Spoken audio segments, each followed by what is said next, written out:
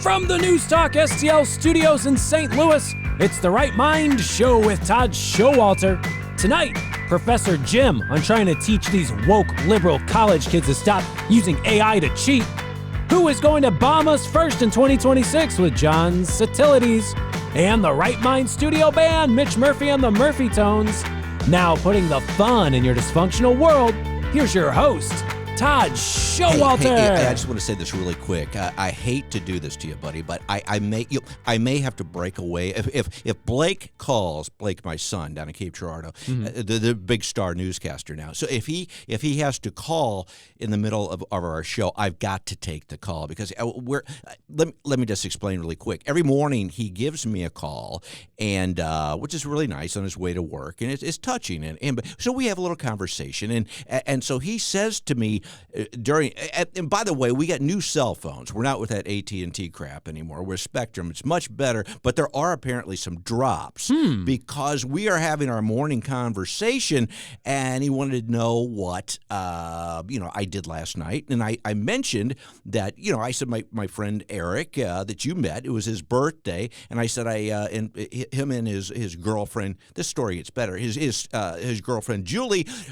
I said we went to dinner at Herpes, which is, I guess, a restaurant. And right in the middle of that, he shouts back at me, you got herpes at dinner. And I go, no, I didn't get herpes at dinner. And then all of a sudden there was staticky stuff, and we lost connection. And right now, he's down in Cape Girardeau getting ready to do the news, okay, on the television, thinking that his dad got herpes at dinner. And so I'm just saying, if he calls in the middle of the show, I just don't want this broadcast all over the airwaves. You know what I'm saying? So do you mind? Okay, so if I get up more than I normally do, that's what it's all about, okay? Yeah, I see you've got the cream in one of your pouches in your fishing vest right now. So you're ready to... Wait, No. You don't have herpes. No, I don't. That's just sunscreen or... Okay. We went to Herpes. It's a restaurant. It used to be Cardwell's. Okay, I'm not going to do name dropping here. Yeah, I wonder if he is past the Anchorman movie part of his career where he just reads everything that's in the teleprompter or says the first thing that comes to mind, kind of like what you do on this show. Or if he's the type of guy who goes out, gathers the news, and reports it fair and accurate. I don't know if he's part of the woke media or if he's part of the independent media. I hope he's doing it right, whatever he's doing out there. Well, he's supposed to be like really objective and really not put a lot of opinions into it. And by the way, I think I mentioned it to you before that his station, the TV station down in Cape, they know of our show. Yeah, last time we talked about your son, you made me cut out everything we said about him, and you've really put us in a pickle. I made you? Yeah, and you've put us in a pickle where if you tell me to cut this out, I will not, just so you know. That's why I don't do it. No, my friend, you do know that I purposely never say, cut this out. I don't ask that because I know that you'll purposely leave it in. In fact, if I want you to cut something, I will say, hey, I really like this one part. Let's leave it. And you say, and I think those are the parts you cut out. Can you tell I'm a little down? I mean, say, Todd, why are you down? I mean, what's wrong? Well, okay. It's January. Yes. It's January, the month, and I'm not going to be redundant here, but as I've said before, I mean, if we could get rid of just 1 month, this would be it, okay? We just give all the other months 2 or 3 more days, okay, and we just eliminate January because there's absolutely nothing good about it, okay? So, I mean, do you agree with me? What about January is there good? I mean, did that sound right? Who cares? But you get your bills, it's cold, it's dark, it's freezing. There is nothing good about January. So that is why I'm feeling a little down. And you know what? In the Brady Bunch, Jan was the worst of the characters on that show. Well, and she's like, you never hear about her anymore. Hey, hit her in the face with a friggin' football. That's how I feel about the month of January. That was Marcia. Marcia. Ask me what that is. Ask me what it is. What is that? This is my toy. Okay, this is like Christmas is. You can't. Here's the thing. People think that you outgrow I don't want socks. I don't want underwear. I mean, real kids love toys, and so fortunately, my fam knows that I'm a kid. Okay, so I got a lot of toys at Christmas. I got hey, you know what? TJ and Elise, they got me a rocktopus. It's like a head of the rock, okay, that's got like tentacles on it. And that, did you see the picture I posted? I showed it to everyone. Oh, I loved it. And so I loved that. But then Abby, who is with Blake, the newscaster, she whips out this little nugget. She goes, here, I got this for you.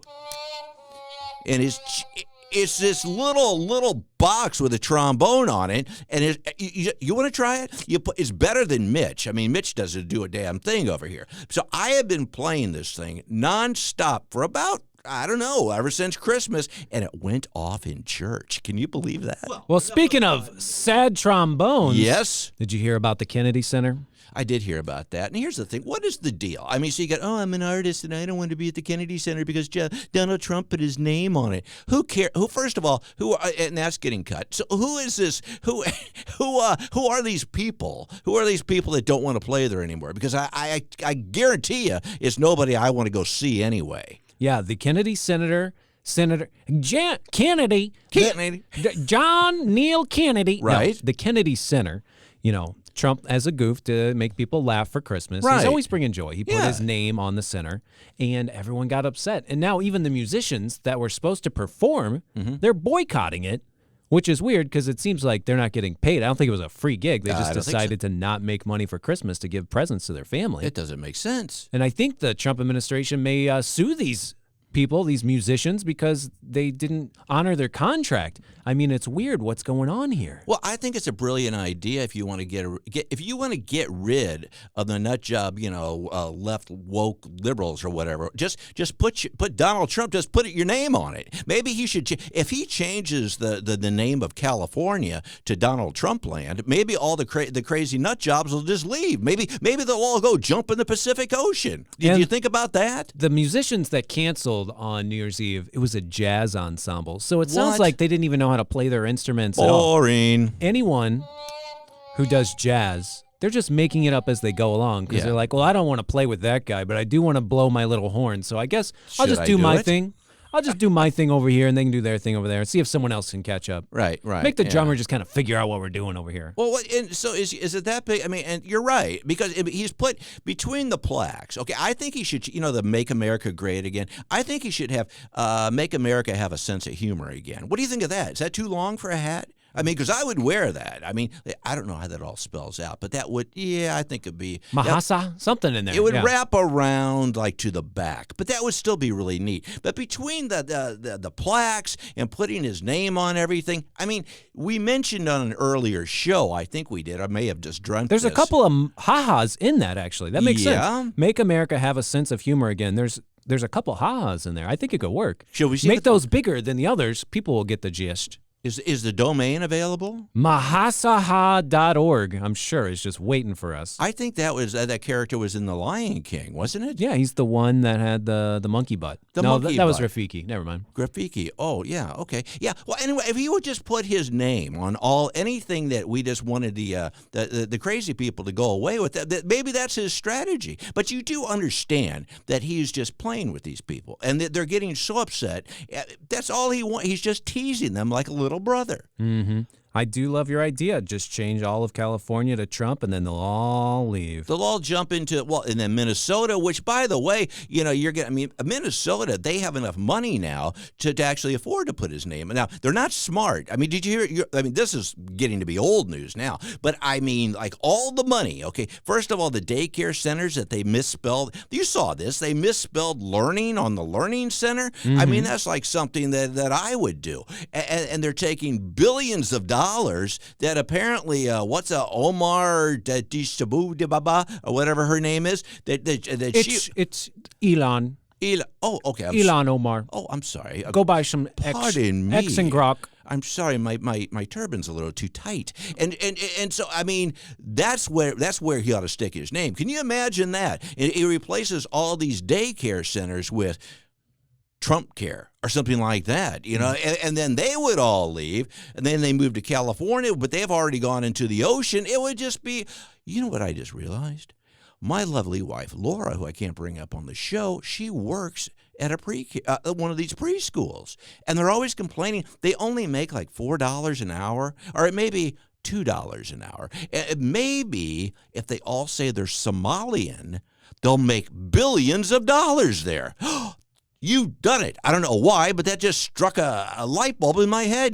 Do you see where I'm going with this? I understand it. Yeah, all the Somali blacks will move to California and celebrate Kwanzaa with Gavin Newsom. Right. I'm not saying Kwanzaa's a fake holiday. It is. But it does seem like a lot of white people are wishing a happy Kwanzaa to all the black people, but I'm not seeing a lot of black people wishing it back to the white people. No. Like Gavin Newsom seemed like, I better say Happy Kwanzaa to some people on December 26th, or I'm going to look racist. Like, I don't think anyone would have noticed, Gavin. It's just like that Black Lives Matter thing, and it's like all these people that live in Webster, Webster Groves. I mean, all these, like, I'm sorry if you're listening and you're in Webster. I doubt that you are, but if you are, sorry, but I'm not. But you have like these people. Webster was black. Gary Coleman, all black. Go on. Oh, you're right. Retract that whole thing. Anyway, but you have like these white people that just want to, like, what do they call it? Virtue signaling or something like that. They're trying to look like they're really, what's the word I'm In going? this house, there are no kings. Right. Black those lives people. matter, and we respect the science. Yeah, and they have like those silly bowl haircuts, and they look like Karens, and they're a bunch of losers. But these are and they're all white, and they're the ones that do all this stuff, and they're the ones that started this Kwanzaa crap. That I tell you what, you're right. The black community did it. I mean, they don't even care. And so they're going around telling them that they have to have a holiday that they don't even want. It's like, making me go to like a holiday I don't want, like anybody's birthday but my own. Although I did go to Eric's last night. You did go to Eric's birthday, and you wished him a happy Kwanzaa. Happy Kwanzaa, and apparently I got herpes at dinner, but I didn't. I was having dinner at Herpes. Oh, this day. It's because of January. Okay, well, in the meantime, I am Todd Showalter along with my bestest buddy, Joey B. This is The Right Mind Show. Sorry it's January. We'll be right back.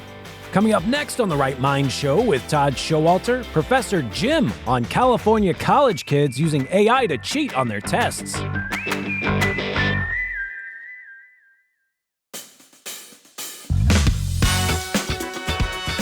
Welcome back to The Right Mind Show with Todd Showalter on News Talk STL. And now a man who refers to making AI-generated nudie photos as getting your grox off. Todd Showalter. Hey, we're back. I'm Todd Showalter along with my bestest buddy, Joey B. And my other bestest buddy on the phone right now, Professor Jim. How have you been, buddy? I mean, I know you've got some stuff going on with AI. You're still in the education. I mean, you're just a man of many talents. How's it been? I'm a man of few talents, but many interests. I'm well. I hope you guys had a great Christmas.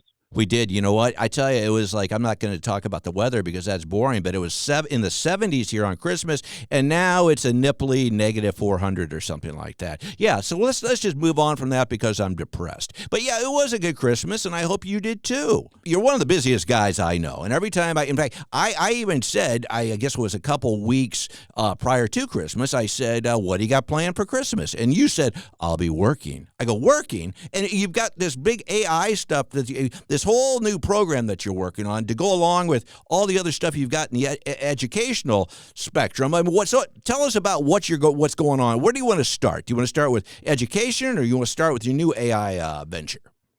Well, education is just another sector of society that's impacted by artificial intelligence. Mm-hmm. And the most common that people are familiar with are chatbots, things like Claude and ChatGPT. Mm-hmm. These have really been implemented throughout society. The growth of those programs is so profound. It's something around 60% of knowledge workers. So people who are doing things that require human judgment, looking things up, applying standards. It happens in law, in medicine, education, which we've talked about. People use it to cheat on their homework, right? And the teachers use it to grade the cheated on homework. So college has become performative. But the point is that this has been widely adopted, but nobody ever approved it and reviewed exactly what the computer programs do. And I assure you, I'm an accountant. Although I've got a lot of software industry experience, AI is not intelligence. It is a computer program. Mm-hmm. Okay. It is what you're looking at is an application built on Claude Shannon, who was a Bell Labs engineer, struggling with the problem of, how do we transmit clear messages through a copper wire? And he came up with the general theory of communications, and that's what all digital communication is based on. And the simplest way for you guys to think about it, for your listeners to think about it, is the repeatability of natural language. So one of our favorite game shows from the past, Wheel of Fortune. Okay. And why is it fun? Because you can guess words. If I tell you TH blank, there are very few possibilities of what the next letter is going to be. I'll give you an example. One of the things that I've used it for is, say I get something. You're not. I don't think you're supposed to do this, but if somebody offers me a contract for something and it's long, and I don't want. And this actually just happened recently, and I didn't have time to really. I was going to read it eventually, but it was a PDF, and I put it in ChatGPT. I said, just summarize this for me, and it came back literally, I think, in a millisecond. Just say after reading the thing and just apparently reading it, and with a summary that basically laid out what was in this contract. Well, I didn't just go by that, so I did, eventually read the contract. But I got to tell you, it was pretty much dead on what I was reading. So, are those applications, if you were to take those types of things, is that good or bad in your opinion? That's a fantastic use for a chatbot. TLDR, too long don't read. Summarizing. It's really, really good at that. But understand that whatever response you're getting is a little bit different than mine, because it does put in memory all of your past information that you're inputting into the chatbots. And unless you start a new chat, it's basically taking into consideration all of the previous work of that chat. Now, if you are Clarence Thomas, a jurist and someone who has lots of legal knowledge, a TLDR for a court case is going to be different than you or me inputting into the system. He's going to get different information, and he's going to be able to refine it back and forth. Using it as a general summary tool is a great use, but what you don't want is for you to be hiring an attorney to advise you on creating a contract, and they just give you Chat GPT work slop, right, and an output, and bill you 10 hours of work for it. Right. Yeah. And you could see, I could see that happening. I can, because the way I can tell though, my friend, is that sometimes the stuff that comes back is a lot more thorough than stuff I'll get from, say, somebody that I'm just asking for general knowledge from. And so I think you can tell. That's kind of where I wanted to go with next, is because you in the educational, not industry, but, sector, I mean. It's an industry. Well, you're right. It is an industry. It certainly is, and it's a profitable one at that. But it's being used a lot in education. And, I mean, one of the things that you pointed out, and I've said it to a lot of people, is, why don't we just have our test, with a test proctor, like, in a classroom or something like that, where we're actually watching, the students take the test and do that? Because with ChatGPT, as you mentioned, it's not just the students, it's also the instructors. How do we know anybody knows anything?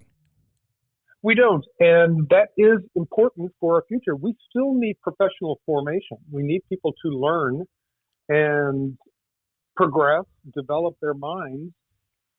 Just because we came out with calculators didn't mean that we stopped studying math. Right. Because there's a benefit to it.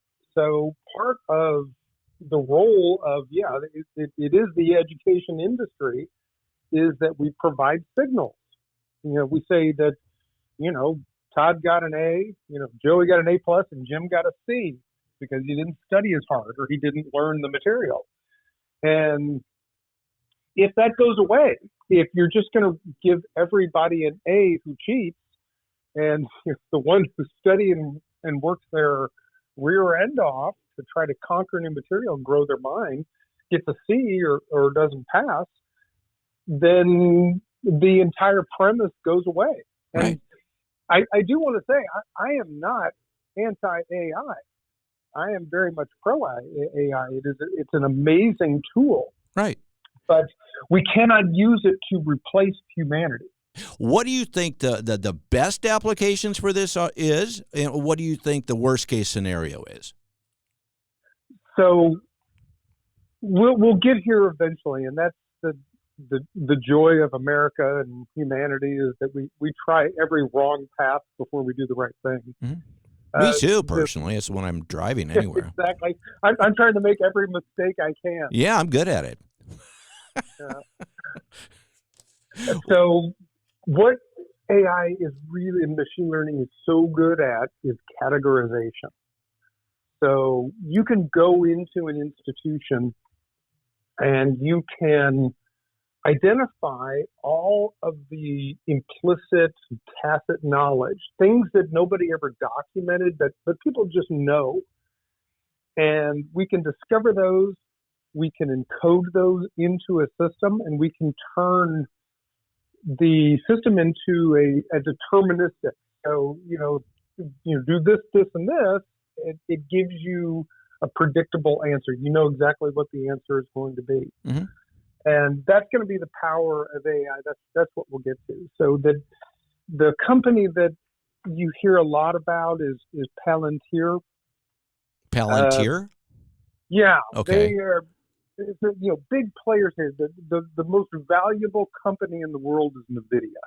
Right. Yeah. That's $5 trillion, which is just, we can't even consider it. It's more than I have. Right. Crazy money. Yeah.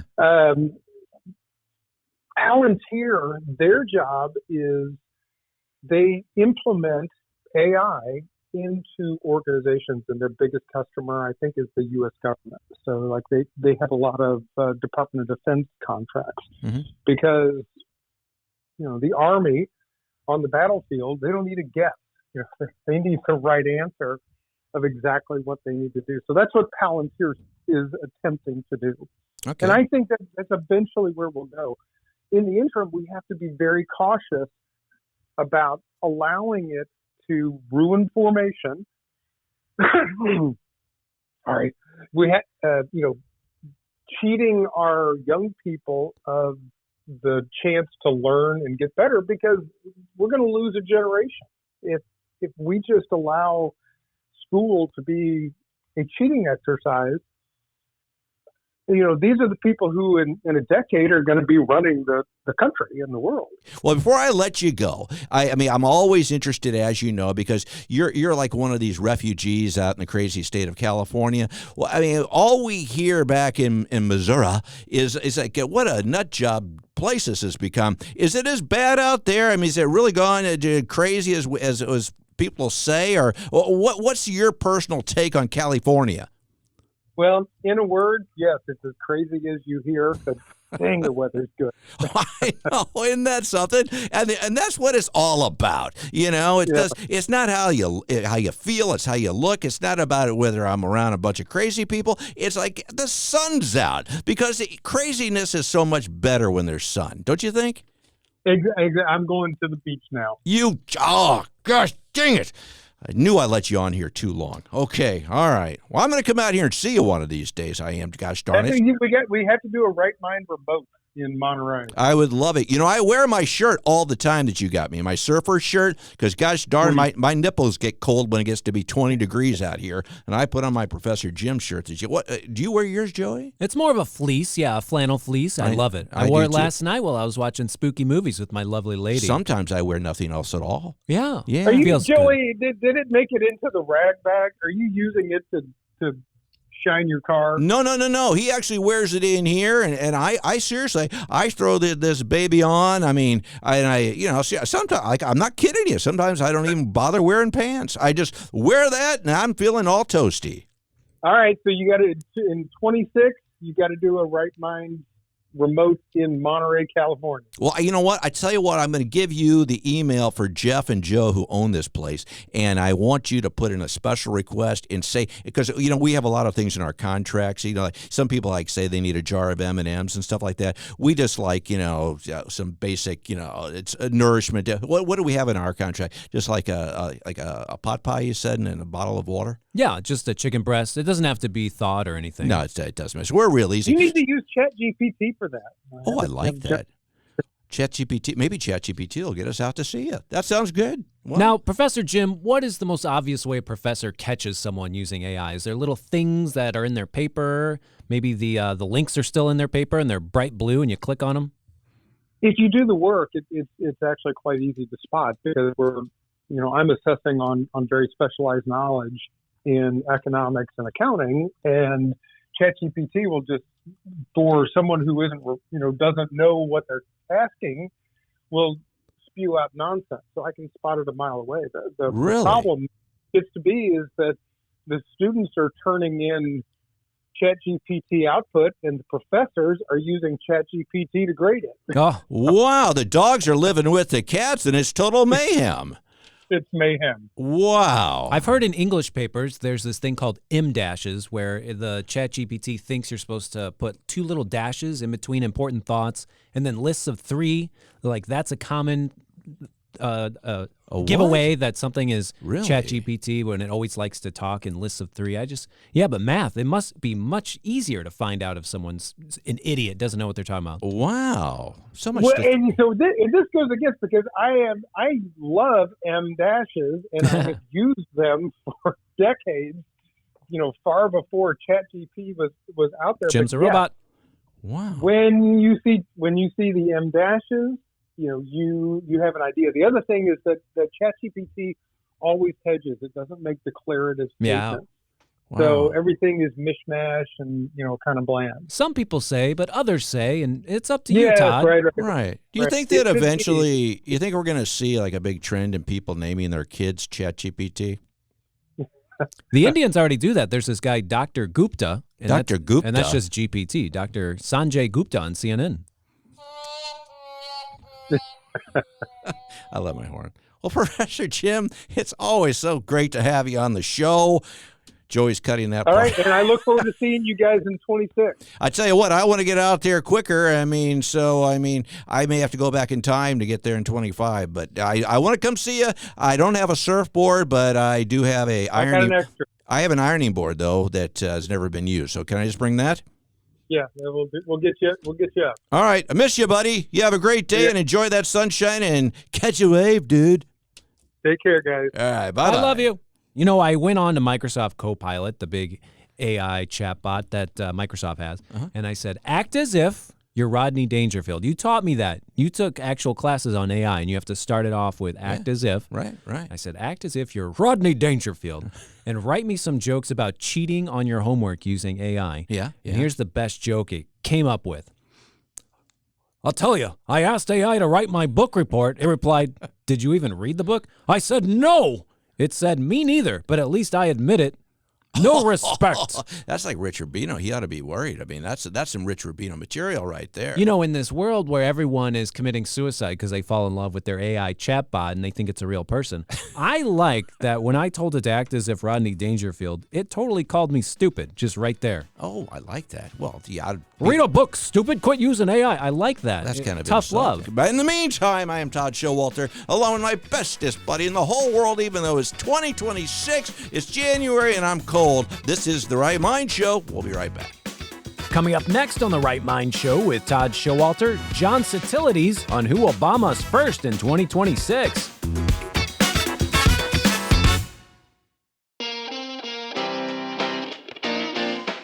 Welcome back to The Right Mind Show with Todd Showalter on News Talk STL.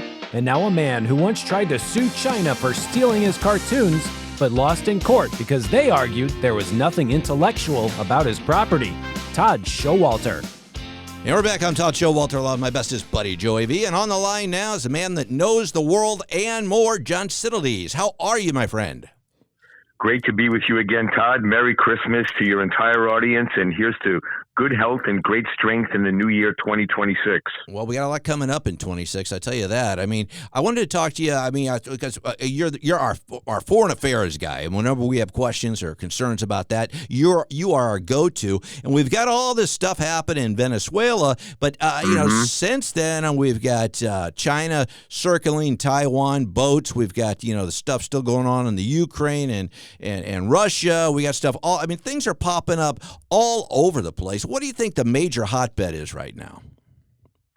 Well, it seems most of our attention really is focused on what's happening in and around Venezuela. As President Trump has made very clear, we have the largest armada we've ever amassed in the Western Hemisphere sitting just north of Venezuela. And, a few weeks ago, Todd, I would have said that I thought the goal here was regime behavior change. Maybe keep Maduro in power, but have him realign his foreign policy with that of the United States and their South American neighbors in the Caribbean, in Central America, and the like. But it looks more and more like it's a coercive diplomacy campaign to oust Maduro as peacefully and in as orderly a process as possible, with the hope of bringing Maria Corina Machado in to restore democracy into Venezuela. The problem is that Maduro is very stubborn. He believes that he can outlast Trump's campaign. There have been some strikes now, or at least one strike on land that we know of, and obviously they're taking out as many of the boats as they possibly can that are moving drugs north into the United States. But I think we're watching what's happening in Venezuela very closely, Todd, and it doesn't stop there because, remember, the Cuban regime depends significantly on support and assistance from Venezuela, especially for discounted oil.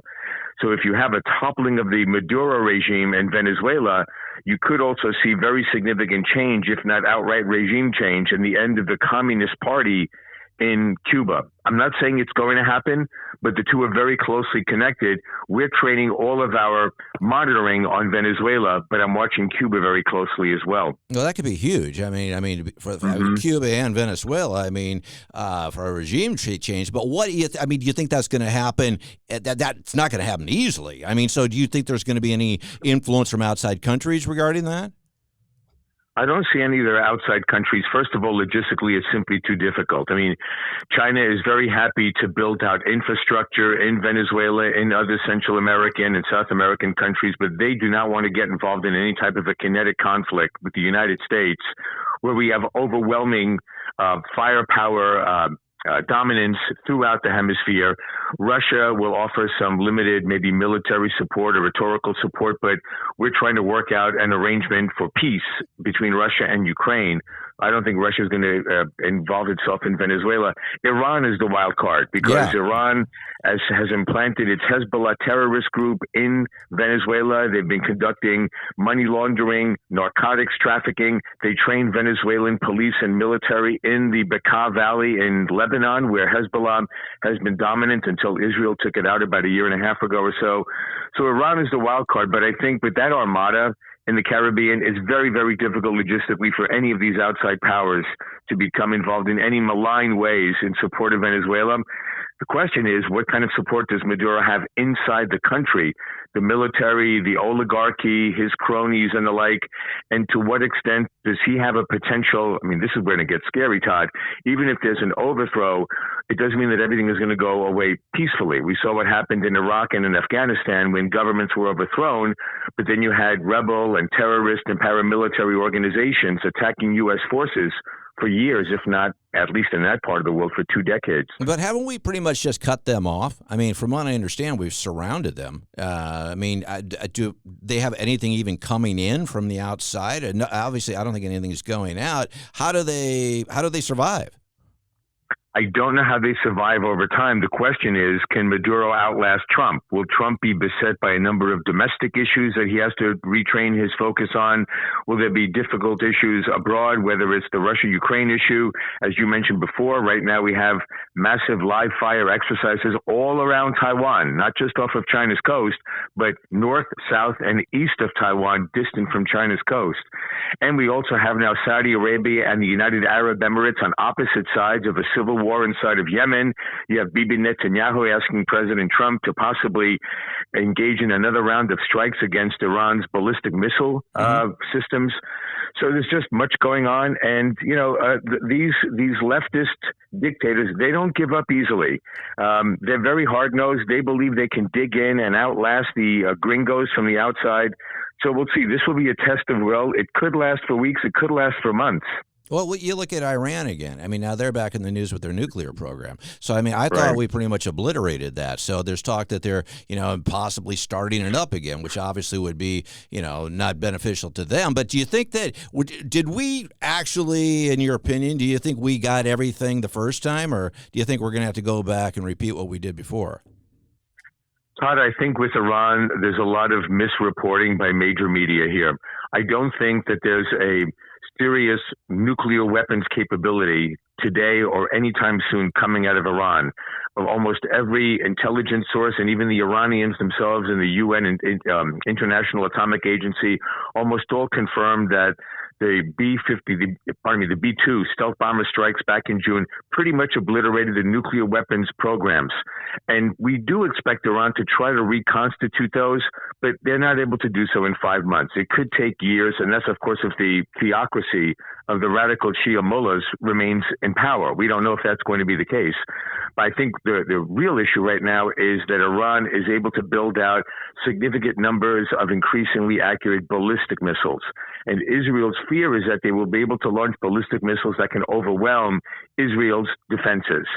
That's the fear. And so you heard President Trump, and I have to concede, I was somewhat surprised because we know that President Trump has been adamant he will not allow Iran to develop a nuclear weapon. But he's never really been adamant about taking out Iran's ballistic missiles capabilities. But at the press conference yesterday, he said that if there was a nuclear weapons issue, that would trigger an immediate response. But if he needs to help Bibi Netanyahu and the Israeli Defense Forces take out Iran's ballistic missiles, I think his phrasing was, yes, absolutely, not necessarily immediately. But now Trump has brought that into the mix against Iran as well, which I thought was quite surprising. Yeah, and they pretty much, from an economic standpoint, have devastated Iran too, or we have. I mean, they're back to a point where they were long ago, where they don't have the funds to do some of the things that they possibly could have, before. I mean, is that something? Is that a double-edged sword? I mean, obviously you don't have the money, but also, when you're down to your last card, I mean, there's desperation. Is that something to be concerned about? It's very difficult to understand the motivations of the mullahs right now. I mean, you would think that after, not only did they take a serious beating at the hands of the Israeli Defense Forces and the U.S. Air Force back in May and June, but their so-called axis of resistance has been largely defanged. I mean, Hamas still has arms, but they don't pose any immediate threat to Israel. Israel took out most of Hezbollah's leadership. The Iranian ally in the Assad regime in Damascus, Syria is gone. And so they've lost so much influence throughout the Middle East, and yet they still remain very dedicated to building out a destabilization agenda throughout the Middle East when they have serious internal problems. I mean, right now, I believe that the Iranian currency has dropped about 60% since the June strikes. You also have Tehran literally running out of water. Instead of the Iranian government taking care of domestic infrastructure and providing a better life for its own citizens, it keeps plowing whatever oil and natural gas export proceeds into fomenting terrorism and regional destabilization. Right. Now we have the third round of quote-unquote street riots and protests that we've had, I think, in the last 6 years. The last two fizzled out. We'll see what happens this time around, but there could be some type of an organic uprising inside of Iran, or this one may be squashed by the Iranian regime as well, Todd. We'll have to wait and see. We've got, pretty much the world's on fire with things happening everywhere. Domestically, looking from the United States standpoint, what do you think our biggest concern should be from a foreign policy standpoint as well? I mean, what should be our concerns? I mean, obviously we have all these, but what do you think the number one issue is? Well, I don't know if this is going to be a satisfactory answer for you and your audience, Tub, but I think that as long as we have fiscal disorder in Washington, D.C., it's going to be very difficult to balance out the growing entitlement and social welfare benefits programs that we are accustomed to in the U.S. now for several decades, and now ballooning interest payments, right, exceeding $1 trillion a year on the federal debt that's now about $38 trillion, with the need to build out a defense budget that, A, can protect the United States in the Western Hemisphere, deter war in China, and protect our interests around the world, but also to root out the bloat and the waste that's in the Pentagon procurement and acquisition process. It's a very tall order, and I don't mean to give you an overly complicated answer, but I think we're going to have to find a way to restore fiscal sanity in Washington and have the kind of defense budget that can genuinely protect our interests. A lot of it right now is rhetoric, but the Chinese already have a larger Navy than we do. They will likely soon have a larger Air Force than we do. And they're not projecting power around the world. They're just projecting power on the Asian continent, whereas we have global obligations and we have to start prioritizing them. And I think that's one of the benefits of the national security strategy, saying we need to prioritize the Western Hemisphere, no war in Asia, but our European allies and allies elsewhere need to take on more of the burden of defending their own countries against regional threats and not rely on Uncle Sam all the time. No, I agree, and I think it is kind of simple in a way. From what I understand, you're saying we've got to take care of business domestically before we can do it on a world stage. Is that correct? We can talk all we want, but if we don't have the financing to back it up, it's just rhetoric. All right. Wow. I tell you what. Oh, wow. Yeah, my head's spinning again, my friend. I mean, you get me thinking about so many different things. You're always a wealth of information and good stuff to talk about. Will you join us again more often in 26? With pleasure, Todd. Just let me know when. Okay. Thank you very much, my friend. We will talk to you soon. Take care now. All right. Happy New Year. Be well. You too. Bye-bye. Well, there he goes, John Sitilides. I tell you what, the guy is I consider him a foreign policy expert, but I mean, the guy, he gets me thinking about things I hadn't even thought about, not so much, what I'm going to have for dinner, but I mean, stuff like on the world stage. How about you? I'm going on a cruise soon, a Caribbean cruise. Bragger. And I'm worried that there's going to be a few bullets around the Caribbean. You've heard of Venezuela, right? I certainly have, yeah. Trump and Hegseth are just bombing things that are just out there in the water. I don't know if we'll be on their radar. Well, now, you're not a big drug guy, are you? I mean, you're not smoking the reefer, doing any of that. I mean, because I think if you're out on your cruise and a big pot thing, starts willowing into the clouds, you may have to dodge some because they're blowing up all these ships that have the drugs on them, Mm-hmm. So don't bring any of who called it the devil's weed? Was that the devil's lettuce? Was that Adam Landy? No, I think jazz singers called it that back then because you'd sell your soul to the devil, smoke a little devil's lettuce, and then you would become immortalized in the jazz genre. That makes sense. I'm going on a Virgin cruise ship with Richard Branson. I wonder if they're going to have Yakov Smirnoff on there telling me some dirty jokes about how America and Venezuela are so different. Well, usually virgins involve yakking off. Yeah, in Venezuela, the drugs bomb you. Yeah, no herpes on the Virgin cruise. There's no mingling of the naughty bits down there. Well, it's a Virgin cruise. Nobody's doing anything. You're just playing jazz and feeling good. Yeah, the old skin flute. I had a wonderful time. I had a skin flute. I love the horn. You constantly forget how long the horn is actually going to play that tune. I know. Because you hold it up to the microphone, and then half a second later, you put it down. It's my ADD. And it's still playing the song off mic. Here, you want me to do it right no, into I think you've done it 13 times. I think a lot of it's going to get cut, and I don't blame it. Hey, did you have a good time today? I had a wonderful time. I did, too. And I'm sorry that it's January, buddy, but I tell you what, we'll try to make it through it together. What do you say? I can't wait to celebrate big old Groundhog Day with you. I've got a problem with my hog being too big, and we'll find out if it sees its shadow. Well, if you got a hog too big, you got to get some pants even bigger. That's what I say. Well, you know what I say, and you also say, don't you? I do. If you don't have a right mind, you don't have a mind at all. Until next time, bye-bye. Thanks for tuning in to The Right Mind Show with Todd Showalter. To find out about all things Todd, go to toddsprod.com. We will see you next Saturday night at 5 p.m. right here on 1019 94.1 News Talk STL and always streaming online at newstalkstl.com.